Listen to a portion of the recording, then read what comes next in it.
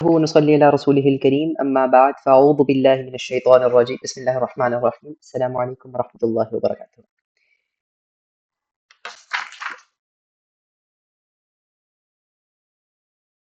और फिर आज हम कहाँ से कंटिन्यू करें। हमने लास्ट सेशन में डिस्कस किया था प्राइमरीली जो शुरू हमने किया दीन का मतलब होता क्या है, दीन में क्या-क्या चीज़ें आती हैं, क्या-क्या एस्पेक्ट्स आते हैं दीन में और how does it differ from मज़हब के 3 private life, personal life, individual life से रिलेटेड जो कि थे अकायद, इबादात और रसूमात और 3 फिर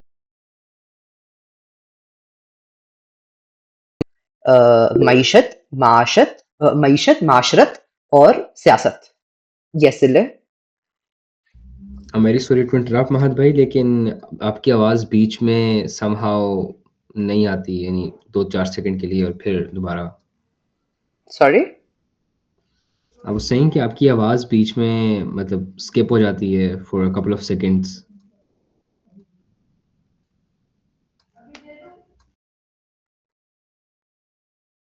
अस्सलामु अलैकुम वरहमतुल्लाहि वबरकातुहू। क्या आवाज़ अब बेहतर है? Yep, it's better now. ठीक हो गया।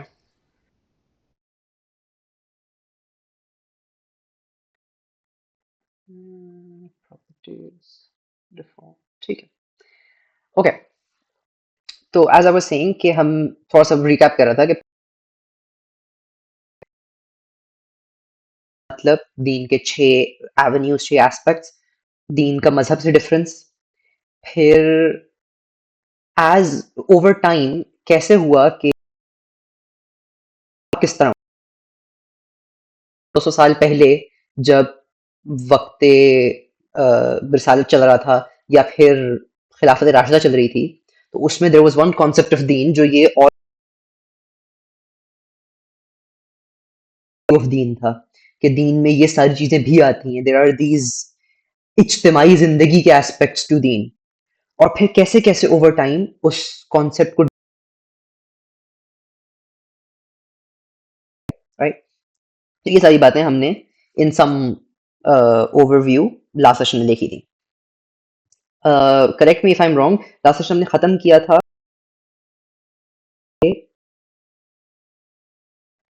कि जब कॉलोनियलिज्म का वो बिस्तर लिपटना शुरू हुआ और दुनिया से कॉलोनियल एरा खत्म होना शुरू हुआ, तो फिर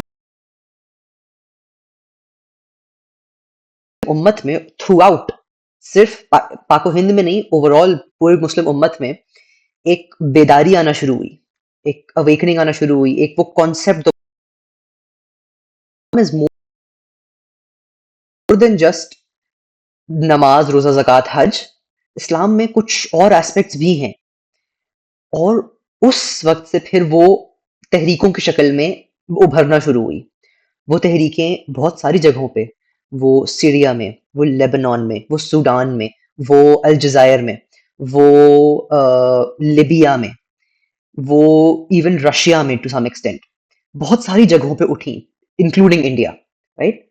और in during during colonial era जो उठी वो तो बहुत ज्यादा कामयाब ना हो सकी, लेकिन एटलीस्ट एक चीज लोगों को नजर आ गई कि हाँ यार कुछ और भी है। कोई एक ग्रुप, कोई एक तबका ऐसा है जिसके जहन में ये बात है, अभी ये बात बिल्कुल जहनों से खत्म नहीं हो गई कि नहीं यार दीन में कुछ और भी होना चाहिए। तो देयर वाज एटलीस्ट आपको नजर एक उम्मीद की किरण थी कि हाँ there something else, there some persistence, there some hope, right? तो जब ये हुआ और फिर जब इवेंचुअली कॉलोनियल एरा के टुवर्ड्स द एंड आपको खासतौर पे इंडो पाक में आपको नजर आता है कि one of the very first people जिन्होंने दीन के इस वाले कॉन्सेप्ट को उठाना शुरू किया वाज इकबाल। इकबाल ने उसे बात करना शुरू की। इकबाल ने लिखा फिर कि इकबाल ने वो क्या लिखा था कि दी हाथ से लेकर अगर आजाद हो मिल्लत, है ऐसी तिजारत में मुसलमान का खसारा। कि अगर मुसलमान दीन को मिल्लत से अलग कर दे, हाथ से लेकर उसको मिल्लत को दीन से आजाद कर दे। मिल्लत कहते हैं जनरली कौम को, नेशन को। अगर मिल्लत को दीन से आजाद कर दे, मिल्लत की एक कलेक्टिव थिंकिंग कुछ और हो जाए और दीन का कलेक्टिव एस्पेक्ट कुछ और हो जाए, खत्म हो जाए वो, तो मुसलमान का खसारा है इसमें। और इसी तरह इकबाल की फिलोसफी को कैरी फॉरवर्ड किया था, मतलब कैरी फॉरवर्ड करने की कोशिश की थी मौलाना अब्दुल कलाम आजाद ने। अबुल कलाम, हाँ अबुल कलाम आजाद ने। फिर उनके बाद मौलाना मौदूदी ने, और फिर आपके पास सारी रिसेंट हिस्ट्री आती है। बट उनकी कोशिशों को टू सम एक्सटेंट समझना हमें जरूरी है, ताकि हम ये पिक कर सकें कि अच्छा उनके कॉन्सेप्ट्स क्या थे, उनके कॉन्सेप्ट जो थे वो सही थे या नहीं थे, अगर सही थे तो वो कामयाब हुए या नहीं हुए या क्यों नहीं हुए, वो सारी चीजें, और फिर उनसे हमारे लिए सीखने के लिए क्या है, राइट। तो फर्स्ट ऑफ इकबाल। अच्छा बात इकबाल की जो फिक्र थी, इकबाल ने जो फिक्र दी उम्मत मुस्लिमा को, that was unheard of in his era. And even मतलब करीब करीब आगे पीछे में अगर आप प्लस माइनस 200 ईयर्स देखो, तो उसका कोई आपको मैच नहीं मिलता। नो आलिम, no Muslim thinker was thinking these things. और डॉक्टर साहब एक बात किया करते हैं इस एरा के बारे में, कहते हैं कि अच्छा बाय द वे, मैं इस सीरीज में ना कुछ जगहों पे, कुछ बातों पे उलमा पे तनकीद करूंगा। That absolutely does not mean, and I think मेरा आप लोगों से जितना इंटरेक्शन रह चुका है पिछली सीरीज में एंड एवरीथिंग, ये चीज क्लियर हो जानी चाहिए कि I hold scholars in very high respect. लेकिन क्योंकि यहाँ लोग, this is a very selected group of people, तो आई एम अज्यूमिंग कि you guys are intelligent enough and intellectual enough to be able to understand कि मेरी तनकीद और मेरी respect are two very different things. जहां पे मैं क्रिटिसाइज करूंगा, वहां पे आई विल जस्ट उलमा का मकाम, उलमा की उलमा को इन थिंग्स जो उनकी एक्चुअल एक्सपर्टीज है उस पर मानना is something completely different and something I 100। Doctor साहब एक बात किया करते हैं डॉक्टर साहब, कि जो ये दीन के इज्तिमाई कॉन्सेप्ट्स वाला काम है ना, और इसकी तरफ जो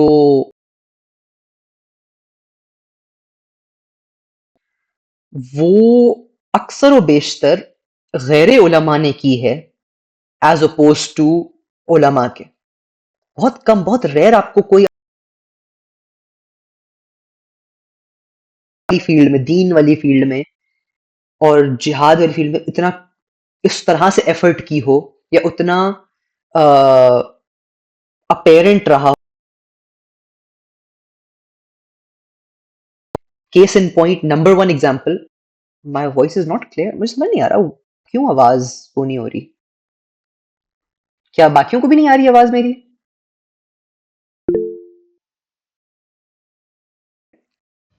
I feel voice is clear, लेकिन आई डोंट नो, मेरे लिए क्लियर आ रही है।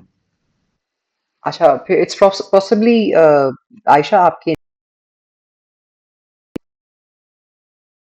कंटिन्यू। तो डॉक्टर साहब कहा करते थे कि बहुत सारा दीन का काम गैर उलमा ने बहुत ज्यादा किया है कंपेयर टू उलमा। फिलोसफी और जिस तरह का वर्ल्ड व्यू और जिस तरह की आइडियोलॉजी मुस्लिम्स के लिए सामने रखी, हाँ उस टाइम पे जब it was very very new and very,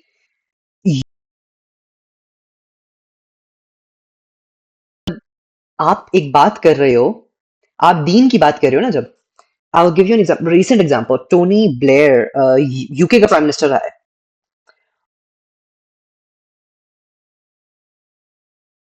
कि जो कोई भी ये कहता है कि Islam is a complete system of life, वो बंदा फंडामेंटलिस्ट है। और उसके their thinking, this is their what they are perceiving to be, मतलब हमारे कॉन्सेप्ट्स के अगेंस्ट उनकी जो आइडियोलॉजी है ना, this is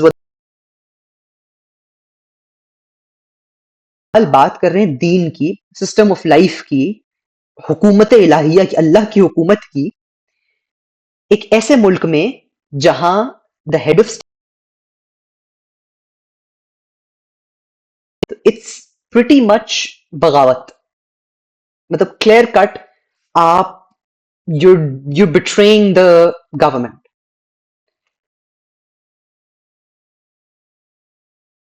Iqbal is not an आलिम. उस वक्त के बहुत सारे उलमा ने ये कहा था कि जी हमें ऐसी बातें और ऐसे काम नहीं करने चाहिए,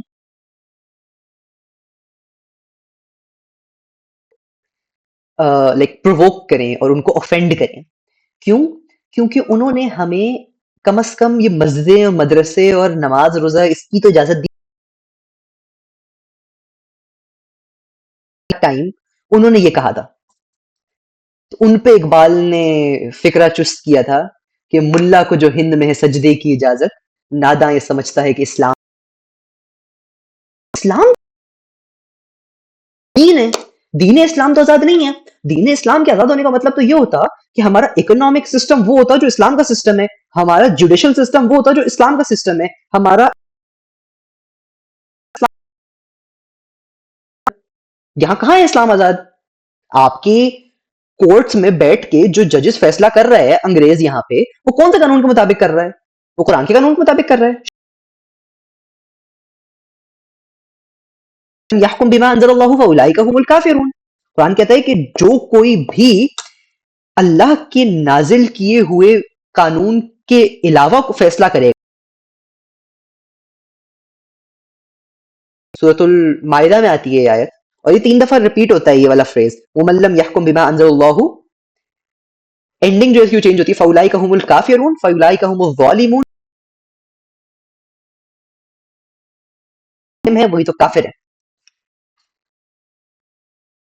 तो कौन सा इस्लाम आजाद? यहाँ हिंदुस्तान में कौन सा इस्लाम आजाद है? कौन सी बातें कर रहे हैं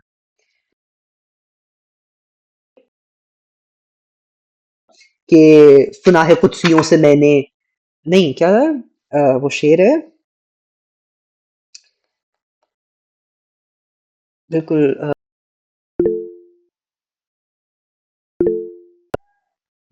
अच्छा, आपने भी बोला है, मेरे दिमाग से निकल गया। निकल के सहरा से जिसने रोमा की सल्तनत को,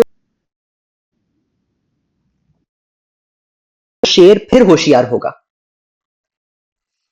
सबक फिर पढ़, सदाकत का, अदालत का, शुजात का, लिया जाएगा काम तुझसे दुनिया की इमामत का. ये इमामत तो मुसलमान का हक है. दुनिया की इमामत तो मुसलमान की ड्यूटी है. दुनिया की इमामत तो मुसलमान ने करनी है, मुमिन ने करनी है.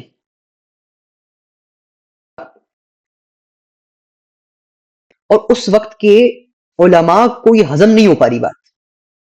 उलमा काफी अगेंस्ट थे इकबाल के eight several points in his life. तो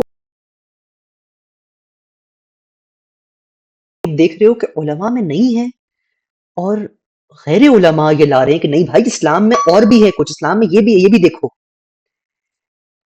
तो से इशू, लेकिन why Iqbal could not do much beyond ideology was Iqbal thinker था. Iqbal was a philosopher. Iqbal not, Iqbal ने फिलोसफी थी, आइडियोलॉजी दी. इकबाल ने हमें सोचने का तरीका सिखाया, और बहुत कमाल सोच थी इकबाल की. लेकिन Iqbal was not a leader.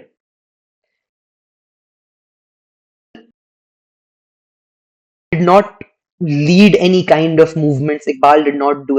Iqbal एक सेरेमोनियल कैपेसिटी में किसी टाइम, कुछ टाइम पे मुस्लिम लीग के वो रहे. कभी पॉलिटिकल लीडर या तहरीकी रेवोल्यूशनरी नहीं थे Iqbal. Iqbal was a thinker, was a pure bred philosopher. ठीक. Who was someone who, the closest in time that you find to Iqbal is Abul Kalam Azad. अच्छा, अबुल कलाम आजाद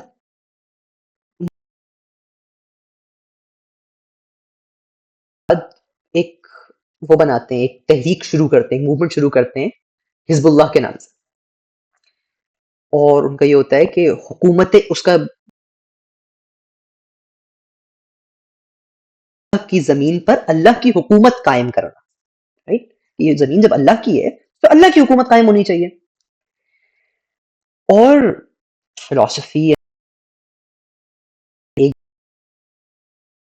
करना बहुत इखलास से चाहा, लेकिन एक गलती जो डॉक्टर साहब कहते हैं कि उन्होंने की, और जो अक्सर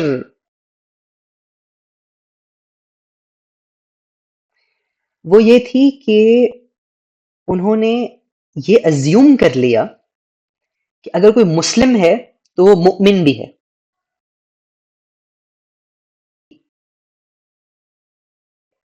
तो उसके पास ईमान भी है, राइट? और ये एक ब्लंडर था। आई टेल यू क्यों था।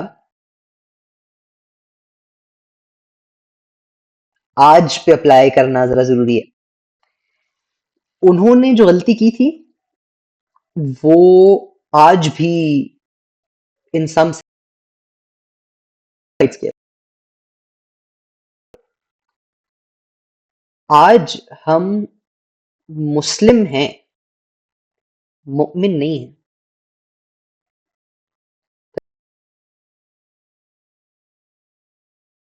है के, या अपने आप को मुमिन कहने के बिल्कुल भी हकदार नहीं। सूरह हुजरात में आता है ना कि क़ालतिल अअराबु आमन्ना,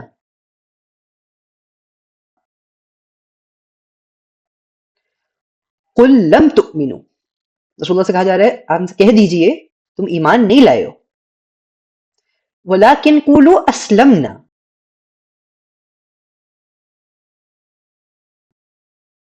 फिर आगे आयत में आता है, मुझे अरबी भूल रही है उसकी, कि तुम इस्लाम, तो अभी तुम्हारे दिलों में ईमान ईमान अभी तुम में नहीं है, ईमान के दावेदार तुम ना बनो। क्यों? क्योंकि फिर आगे आता है अगली आयत में कि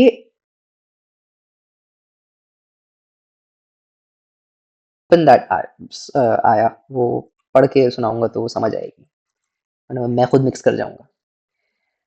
सूरह हुजरात,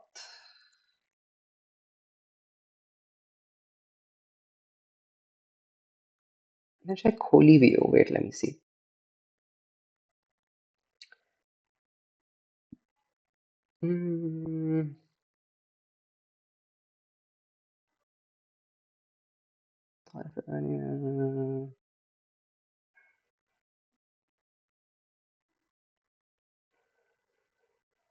हाँ, क़ालतिल अअराबु,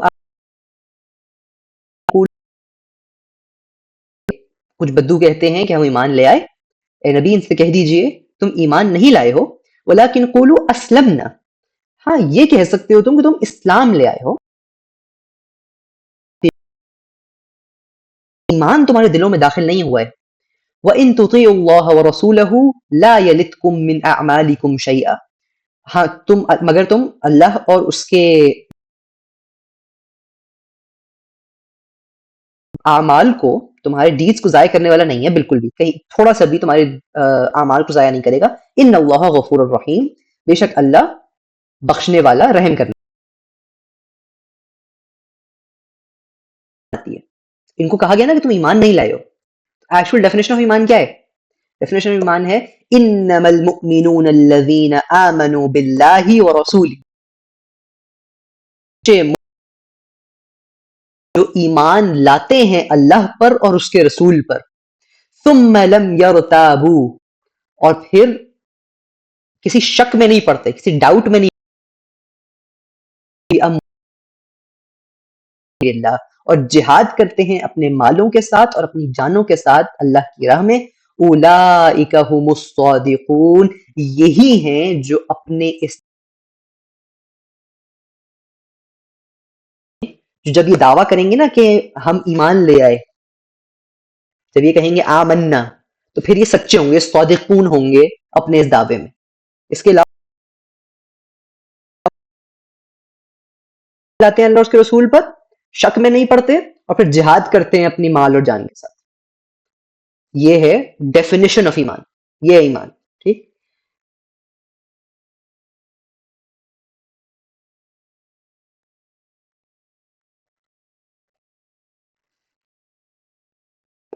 क्या हम एक्चुअली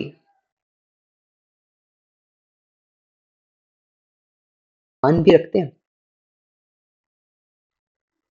सिर्फ ईमान, भूल जाए जिहाद को भी, सिर्फ ये मानना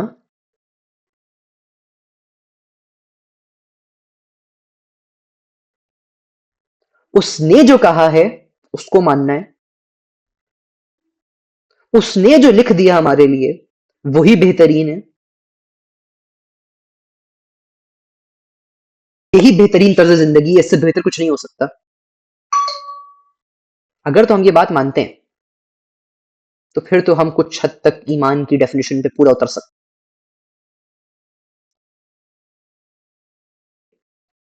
तो नजर आता ना, कुरान का अपना टेस्ट है, कुरान का अपना टेस्ट है ईमान के लिए। सूरह आल इमरान में आते हैं, तहिनु वला तहजनु व अंतुमुल अअलौना इन कुंतुम मुमिनीन। परेशान ना हो, आला रहोगे, अंतुमुल अअलौन, तुम ही सरबुलंद रहोगे, you will remain victorious, you will remain high,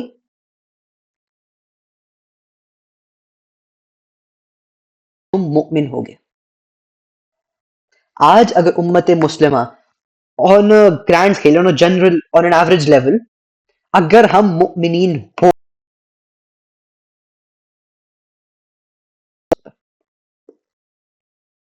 आज क्या हम हैं इस दुनिया में आला, अअलौना में हम आते हैं इस दुनिया के,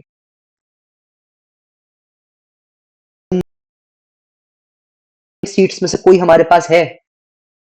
क्या G7 में हम आते हैं? दुनिया की जो बड़ी बड़ी डिसीजन मेकिंग सीट्स हैं, सुपर है कोई?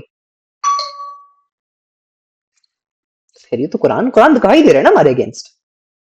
देखो, तुम आला रहोगे जब तक,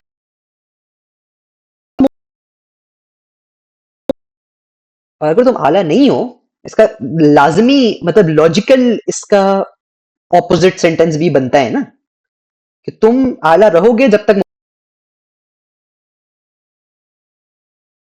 फिर समझ लो कि तुम मोमिन नहीं हो। Very logical progression from sentence number 1 to sentence number 2। तो ये बात तो क्लियर हो गई कि हम,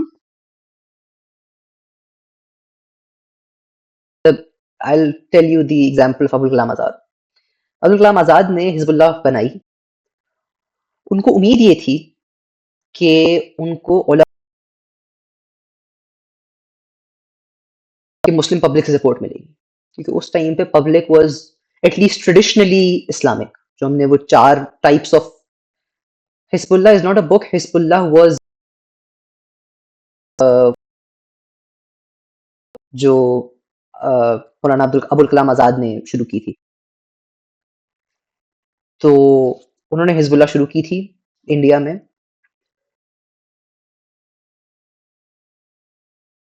डिफरेंट हिजबुल्लाह, राइट। ये हिजबुल्लाह इंडिया में थी, ये नहीं चली। I tell you the story. तो उनका उनकी अजम्पशन, इस मूवमेंट के थ्रू, इस ग्रुप के थ्रू, इस तंजीम के थ्रू, जैसा भी आप जो भी कहना चाहो इसको, इसके थ्रू हम हिंदुस्तान में हुकूमत, खिलाफत, शरीयत, जो दीन का कॉन्सेप्ट है उसको दोबारा रिवाइव करेंगे, दीन को दोबारा कायम करेंगे। उनको हिंद के उनको सपोर्ट करेंगे। और जो मैं बात कर रहा था कि जो हमने पढ़े थे ना 4 टाइप्स ऑफ मुस्लिम्स, उसमें से द पब्लिक लिस्ट मुस्लिम्स, तो उनका कम से कम नमाज, रोज़ा, ज़कात, हज था। वो कम से कम उलमा की सुना करते थे, नमाज़ों पे या मस्जिदों में आया करते थे। एटलीस्ट वो उलमा को फ़ॉलो करते थे, ठीक? तो अबुल कलाम आज़ाद को ये था कि उन्होंने अज़्यूम ये किया था क्योंकि मेरा मकसद दीन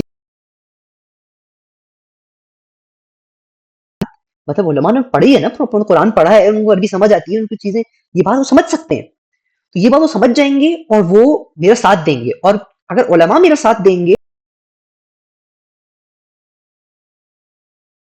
लेकिन ये अगेन मैंने जो कहा था ना कि उन्होंने गलती क्या की, उन्होंने इस्लाम और ईमान को इक्वेट कर दिया।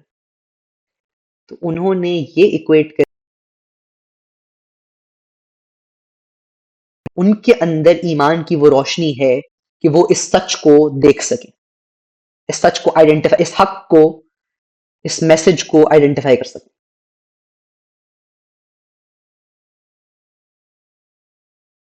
मैंने सबसे पहला सवाल तो ये हुआ कि भाई ये है कौन? इसके पास कोई सनद वनद है? ये कोई हमारे किसी मदरसे से, हमारे किसी शेख वेख से पढ़ा हुआ है? और बहुत बड़ी-बड़ी बहुत आला हस्तियों की सपोर्ट थी अबुल कलाम आज़ाद को।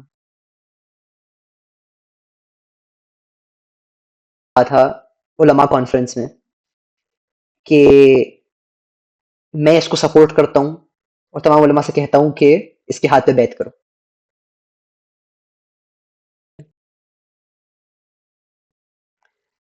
क्यों? क्योंकि उलमा का वो कॉन्सेप्ट, वो आइडियोलॉजी, वो पर्सपेक्टिव था ही नहीं। वो उसी रिवायती मजहबी कॉन्सेप्ट को लेके चल ट्रेडिशनल कॉन्सेप्ट को लेके चल रहे थे।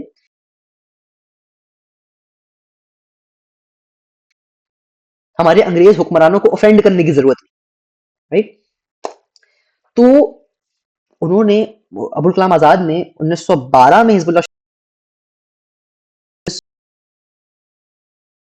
उन्होंने बददिल होके उन्होंने अपना बस चीज खत्म की, उसको समेटा और उधर जाके कांग्रेस में मिल गए। फ्रीडम फाइटर की है। और फिर एक टाइम ये भी आया कि अबुल कलाम आजाद ने पाकिस्तान की क्रिएशन को अपोज किया। Abul Kalam Azad was not in favour of Pakistani creation.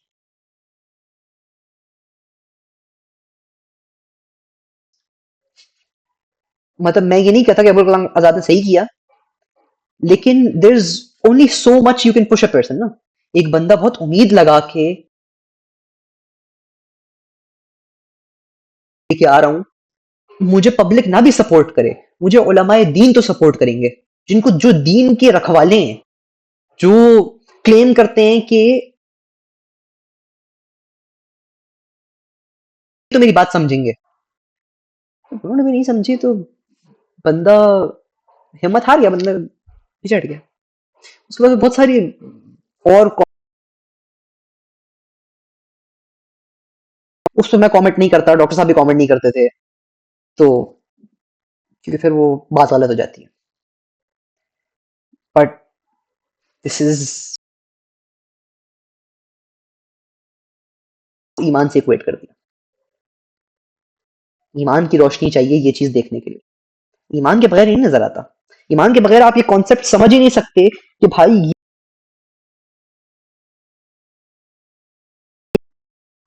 You can't. ईमान के बगैर ये वाला काम नहीं होता। यही चीज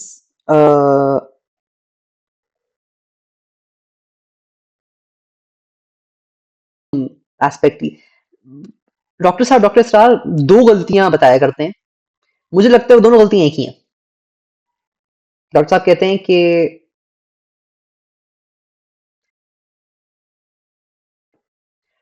मौदूदी साहब के बारे में, तो मौदूदी साहब वो हैं बाय द वे जिन्होंने जमात इस्लामी शुरू की। और I want you to put your thoughts aside about कुछ स्कैंडल्स भी उठे, but like originally Jamaat Islami was उसी मोटो से, उसी एम के साथ उठी थी कि हुकूमत इलाहिया का क्या, अल्लाह का दीन कायम हो, उसी कॉन्सेप्ट से उठी थी।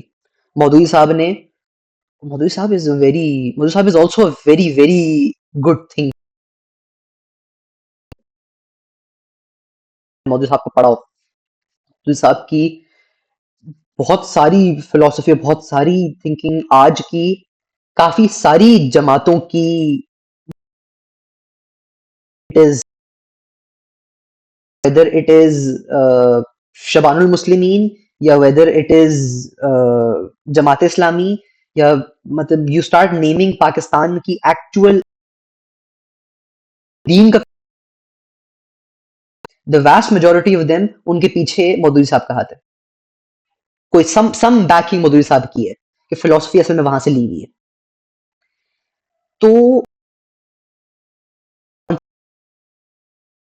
के बयान के मुताबिक के कॉन्सेप्ट से, और अगेन क्योंकि ये वाला कॉन्सेप्ट है इन इट्स एसेंस बगावत अगेंस्ट द रूलिंग, यही बात है मौदूदी साहब वाली। जमात इस्लामी बनी सेपरेशन से पहले थी, तो बट खैर उन पे इंग्लिश गवर्नमेंट ने बहुत खास कुछ आगे पास वो भी नहीं थी, क्या कहते हैं, लाइक बहुत खास सपोर्ट भी नहीं थी, बहुत थोड़े से लोग थे, 200-250 लोग का गालिबन फिगर आती है।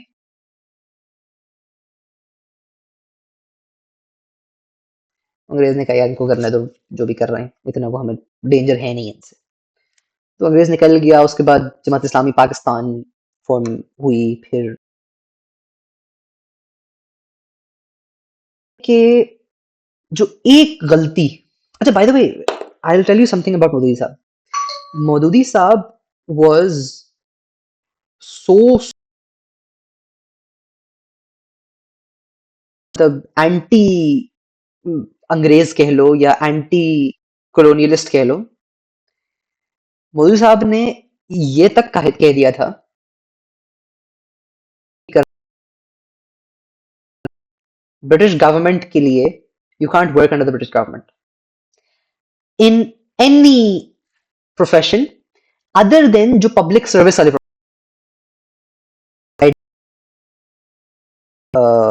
लाइक एजुकेशन वगैरह हो गया। एजुकेशन भी आई एम नॉट श्योर था या नहीं था, बट लाइक जो पब्लिक सर्विस प्रोफेशन है ना, जो actually import like very fundamental,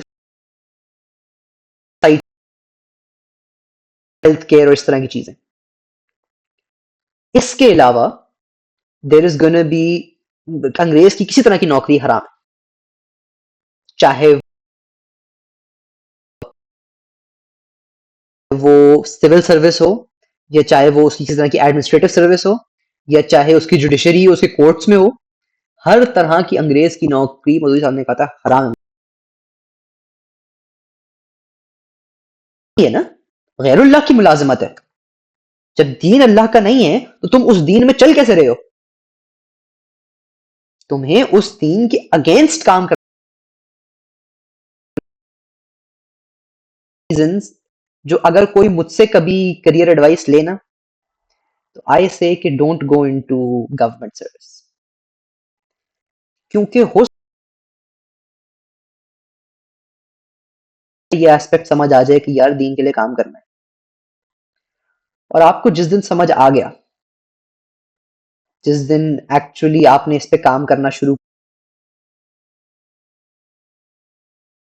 आपको गवर्नमेंट सर्विस में रियलाइज होगा कि मैं काम नहीं कर सकता, क्योंकि बगावत है ना, स्टेट के अगेंस्ट जाना।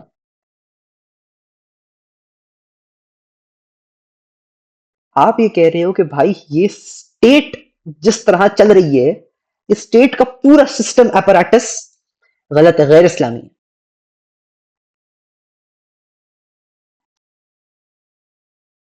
उस स्टेट का गुलाम होते हुए, उस स्टेट का मुलाजिम होते हुए। यस, आईएसएस भी as well.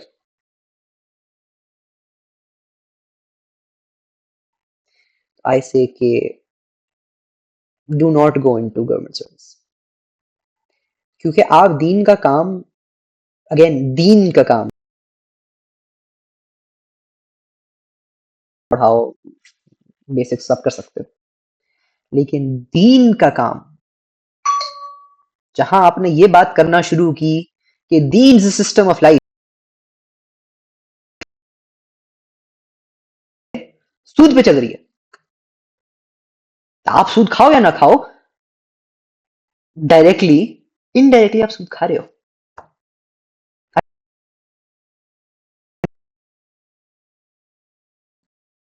Complete civilian private sector में काम कर रहा है।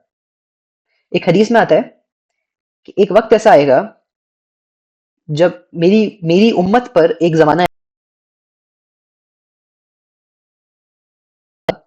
जिसने सूद ना खाया हो। कोई सूद डायरेक्टली नहीं भी खाता होगा तो सूद की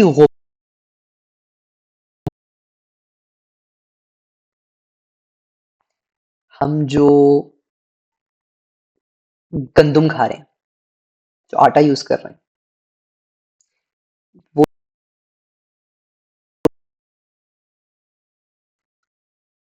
वो सीड किसान ने सूदी कर्जे पे लिया हुआ है।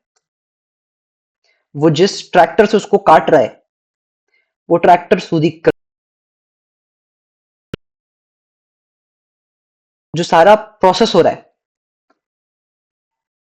बेशतर प्रोसेस सूदी है।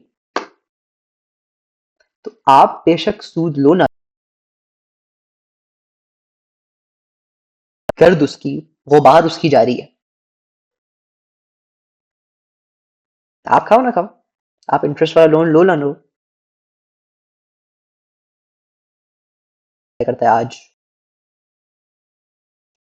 लोग ही कहते हैं कि भाई अगर सूद है मुल्क में तो भाई आप यूज ना करो, आपको क्या मसला है, आप यूज ना करो, जो जिसको यूज करना है वो बैंक्स के पास जाओ। आप आपको एक बात बताऊं, कोई इस्लामिक बैंक फुली इस्लामिकली उस, जब तक मुल्क में सूद हलाल हो या सूद लीगल हो। पता है क्यों?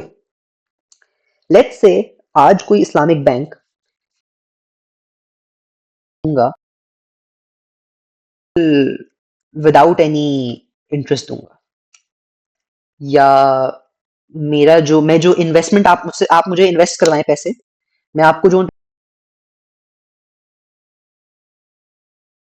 विद जो मार्केट रेट है, जो इंटरेस्ट रेट है, पता है क्या होगा?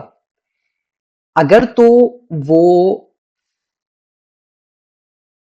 रिटर्न रेट इंटरेस्ट रेट से ज्यादा होगा, तो लोगों को जब लोन लेना होगा तो वो कन्वेंशनल से लेंगे जहां इंटरेस्ट रेट कम है, और लोगों को जब पैसे वापस आए तो वो बैंक भी लॉस में जाएगा और कन्वेंशनल भी लॉस में जाएगा। और अगर उल्टा होगा तो भी सीन उल्टा होगा, राइट?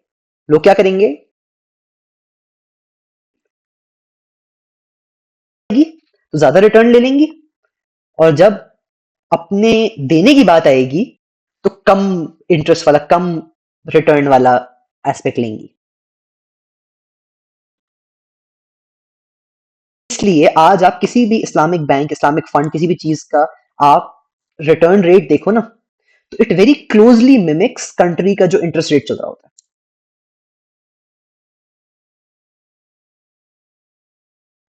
KSE 100 जो कराची स्टॉक एक्सचेंज 100 है, और KMI 30 जो बेसिकली शरिया कंप्लायंट मैच करो, उन दोनों का ग्राफ एग्जैक्टली सेम जाता है। बहुत रेयर कोई डिफरेंस आता है उसमें। क्यों? क्योंकि इंटरेस्ट कर देंगे। इसलिए इन Islamic system can not work, in Islamic economic system can not work in a country जहां पैरेलल में conventional banking system, interest based system चल रहा हो।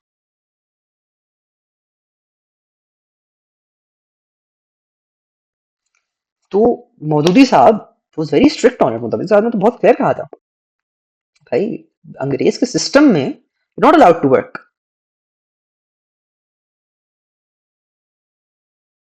मोदी साहब से सिर्फ एक डॉक्टर साहब के अल्फाज में कोट कर रहा हूँ, एक गलती हुई, वो ये थी कि वो इंतखाबात की तरफ चले गए, इलेक्शंस की तरफ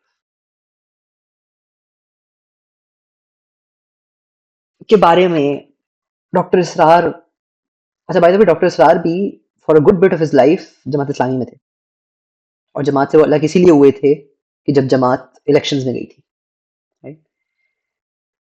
डॉक्टर साहब का ये कहना है कि, और मैं पर्सनली मानता हूँ इस बात को, कि अगर पब्लिक को कन्विंस करके वाजो नसीहत के साथ और उनको एडवाइस के साथ और उनको समझा समझू के दर्स वर्स दे के उनको आप ये बात मनवा सकते, तो ये बात रसूलुल्लाह कर चुके होते। रसूलुल्लाह की जिंदगी में जंग की नौबत नहीं आती। मतलब literally just think about it. क्या आज रसूलुल्लाह से बेहतर मुबल्लिग, लेक्चरर, टीचर, दाई कुछ भी हो सकता है? हम में से कोई दावत रसूलुल्लाह से बेहतर दे सकता है? हम में से कोई पहुंचा देने का हक रसूलुल्लाह से बेहतर कर सकता है? हम में से कोई समझा अल्लाह के कलाम को रसूलुल्लाह से बेहतर सकता है? पॉसिबल ही नहीं है ना। तो अगर रसूलुल्लाह के हाथों ये चीज पब्लिक कन्विंसिंग और उससे नहीं आई, वाजो नसीहत से नहीं आई, तो आपका और मेरा ये डिल्यूजन कि जी हम लोगों को समझा समझू के और बस अब मेजोरिटी से हम ले आएंगे, अब मेजोरिटी को समझा के ठीक कर लेंगे, ये होने वाला। अगर हो सकता होता तो रसूलुल्लाह कर चुके होते। अगर हो सकता होता तो रसूलुल्लाह के हाथों एक कतरा खून का नहीं बहता। मुसलमान का खून तो कितना अजीज, मुसलमान का खून छोड़ो, किसी काफिर का खून ना बहता। तो अगर होना होता हो चुका होता, लेकिन अगर नहीं हुआ तो फिर आपको पीछे देखने की जरूरत है कि वो तरीका कौन सा था जिससे रसूलुल्लाह लाए थे। Yes Alisha. Okay, Assalamu alaikum.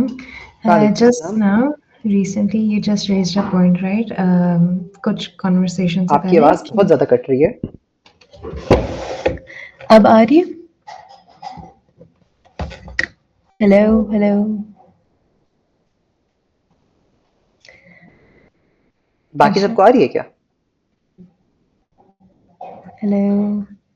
अच्छा फिर एक मिनट, लेट मी शिफ्ट मेरा।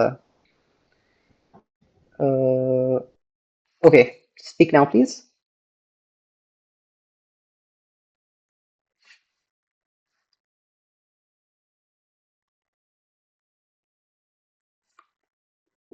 बाकी सबको आवाज आ रही है क्या, और सिर्फ मुझे नहीं आ रही?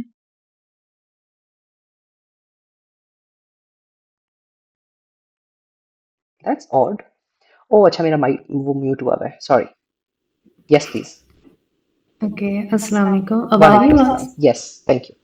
Acha, I just wanted to discuss a point you just raised a few yes.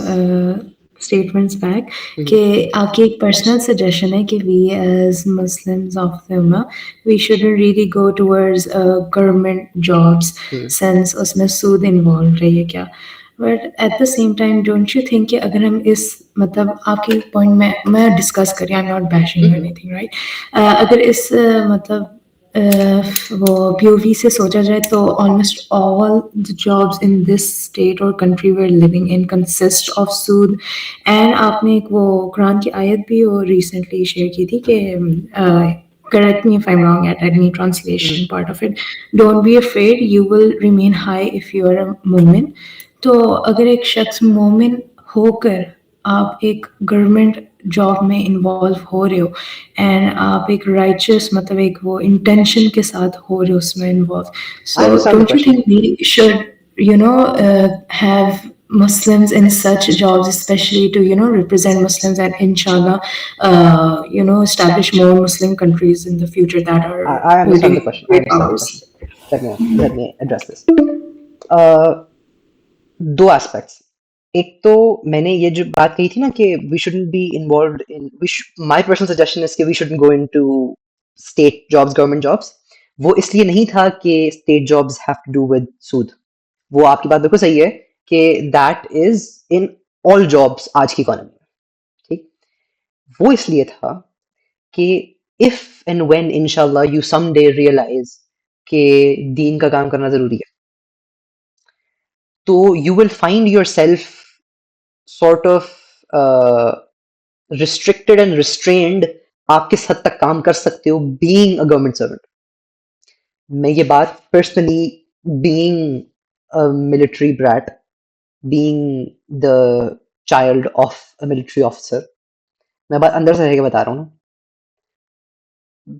मेरे फैमिली में मेरे फादर को, मेरे खालू को, दोनों are serving officers in the navy. बहुत सारी बातें समझ आ गई, दीन समझ आ गया, जिहाद की रिक्वायरमेंट, ये चीज़ें उन्होंने पढ़ लिया, उनको समझ आ गई हैं, लेकिन they can do very little.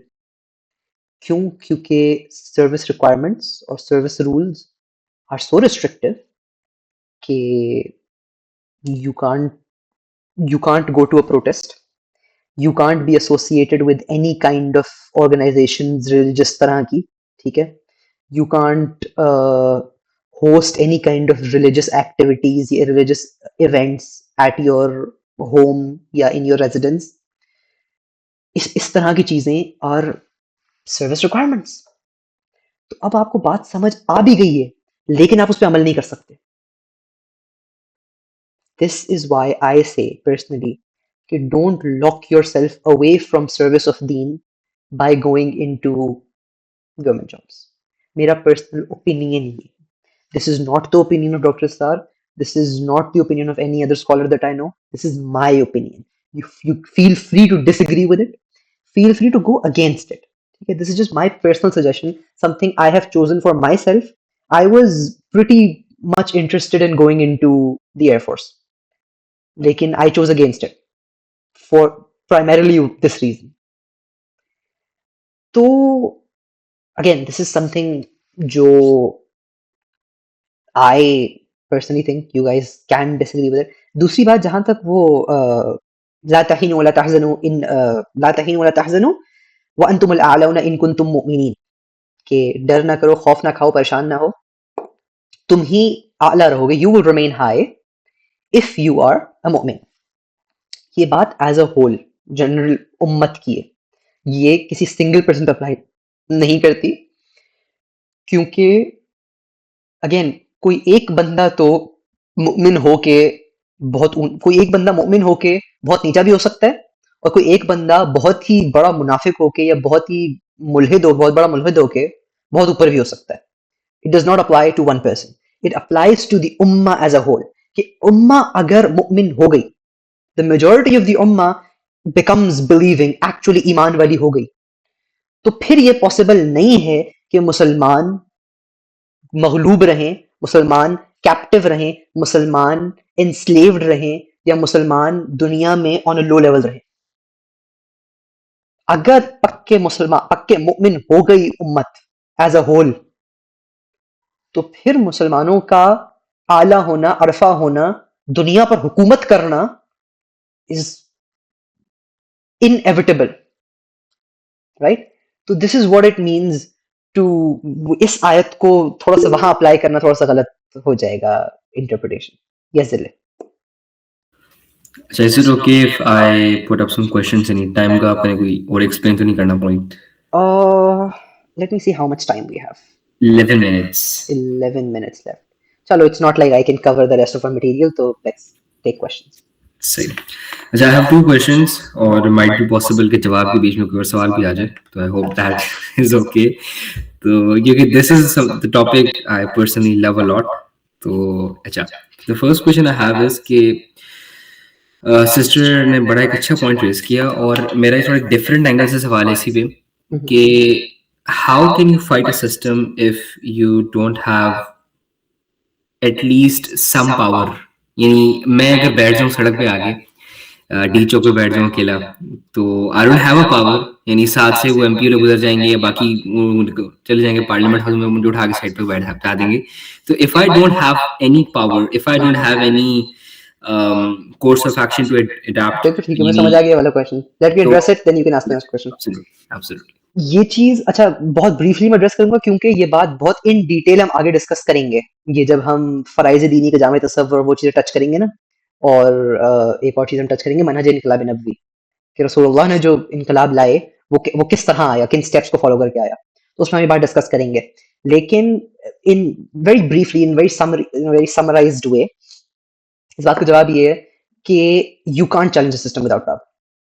You need to have some sort of power, some sort of a group, some sort of a tanzim, some sort of a tehreek with you ताकि आप सिस्टम को challenge कर सकें, system को break कर सकें। क्योंकि याद रहे किसी ग्रुप, किसी तंजीम के बगैर किसी नबी ने भी ये कोई नबी भी ये इनकलाब नहीं ला पाया। अगर इंडिविजुअली ये चेंज लाना पॉसिबल होता तो आप और मैं तो कुछ भी नहीं है ना। अंबिया तो इंसान कामिल होते थे ना, अंबिया तो मासूम होते थे, अंबिया के पास डायरेक्टली वही आती थी, अंबिया को जरूरत पड़ती तो उनके साथ फरिश्ते भी आ जाते थे। तो अगर एक बंदा ये काम कर सकता तो हर नबी के हाथों ये काम हो जाता।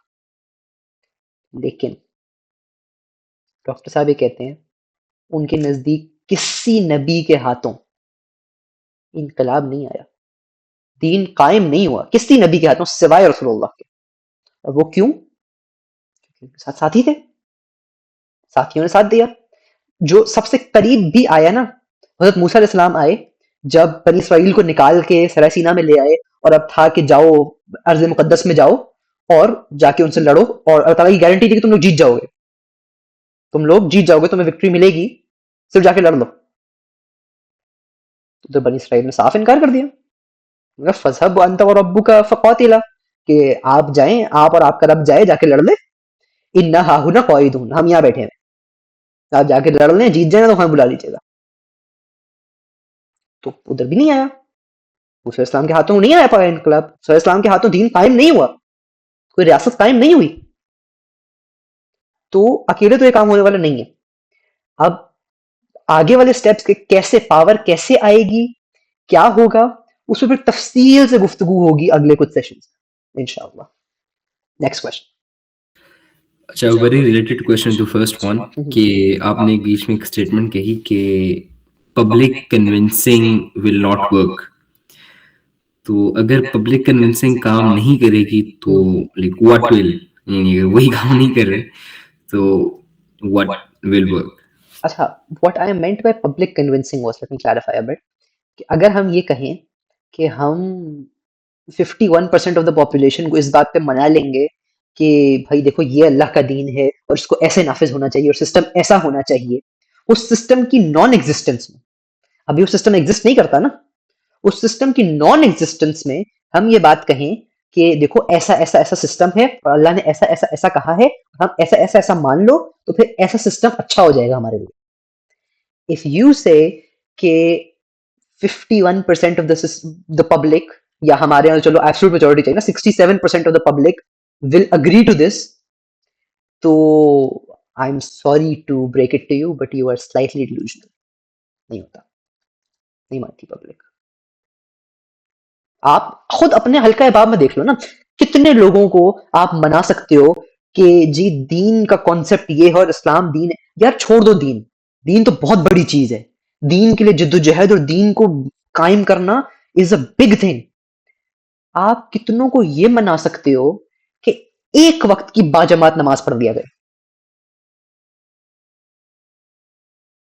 क्या आप एक एब्सोल्यूट मेजोरिटी को मना सकते हो? अपने सर्कल ऑफ हल्का अहबाब में अपने, आपके पास बैठ से 10 लोग हैं, आप 10 में से 6 को मना लो, मैं आपके हाथ पे बैत कर दूंगा आज। पॉसिबल नहीं। क्या तरीका होगा ये अगेन ये तब डिस्कस करेंगे जब हम एक्चुअली रसूल इनकलाब का तरीका इनकलाब डिस्कस करेंगे ना पूरा, क्योंकि एक लंबा टॉपिक है, मैं उसको अभी बहुत इनकम्प्लीट जवाब देना नहीं चाह रहा मैं उसको इंशाल्लाह मैं डिस्कस करूंगा, इन डिटेल डिस्कस करूंगा और उसमें मजीद बहुत सारे क्वेश्चन लेंगे।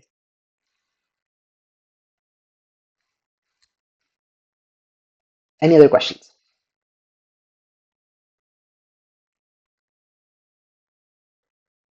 नहीं, क्वेश्चन कंप्लीट हो गए क्या? यार ऐसा तो ना करो। अच्छा चलो मैं थोड़ा-सा फिर इसको रैप अप करता हूँ, खत्म करता हूँ। हम ये बात कर रहे थे कि मौदूदी साहब से डॉक्टर साहब जो कहते हैं कि डॉक्टर साहब को जो इख्तिलाफ था मौदूदी साहब से वो ये था कि वो इंतखाबात की तरफ है। डॉक्टर साहब कहते हैं कि अगर किसी तरह का इनकलाब आज आएगा, तो वो आएगा उसी तरीके पे जिस तरह रसूलुल्लाह के हाथों आया था। वो तरीका क्या है? उसके लिए फिर सीरत को इन डेप्थ पढ़ना पड़ेगा। सीरत को खोल के, सीरत को बिटवीन द लाइन्स पढ़ना पड़ेगा कि रसूलुल्लाह ने ये चीज़ यहाँ पे की तो क्यों की? ऐसा किया तो इसके पीछे क्या वजह थी? ये पढ़ेंगे तो फिर समझ आएगा कि अच्छा ऐसे ऐसे ऐसे ये फिलॉसफी ऑफ सीरा में चली जाएगी फिर बात। अच्छा रसूलुल्लाह ने ये काम इस वजह से किया था, इसके पीछे ये हिकमत थी। अगर आज हमें करना है तो इसमें से कितनी चीजों को कांस्टेंट रखना है, कितनी चीजों को चेंज करना है, क्योंकि obviously we can't follow exactly as is ना। एग्जैक्ट से हमारे सर्कमस्टांसेस नहीं है। रसूलुल्लाह ने जब शुरू किया तो कोई मुसलमान नहीं था। रसूलुल्लाह ने फ्रॉम स्क्रैच बात शुरू करनी थी। हमारे अराउंड सब मुसलमान है। रसूलुल्लाह ने जब शुरू किया तो कबाइल निजाम था, हमारे यहाँ डेमोक्रेसी है। रसूलुल्लाह ने जब शुरू किया तो